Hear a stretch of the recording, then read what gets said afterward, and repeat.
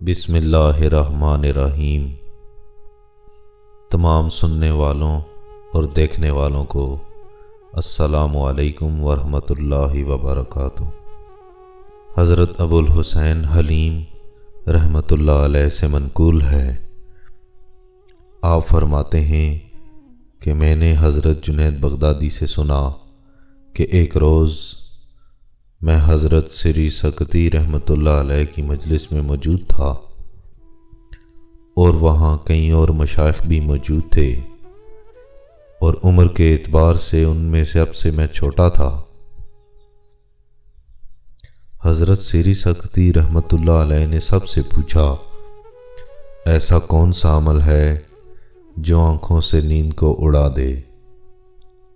حضرت جنید بغدادی رحمۃ اللہ علیہ فرماتے ہیں، ہر ایک نے اپنی اپنی استطاعت کے مطابق رائے کا اظہار کیا۔ کوئی کہتا فوقہ کشی سے آنکھوں کی نیند اڑائی جا سکتی ہے۔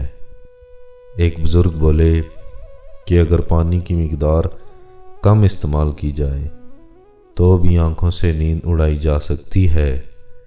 جب ہر کوئی اپنی اپنی رائے کا اظہار کر چکا اور میری باری آئی تو میں نے کہا، دلوں کا اتنا جان لینا کہ اللہ عز و جل ہر کسی کے حال سے بخوبی آگاہ ہے اور وہ جانتا ہے کہ کس نے کیا کمایا۔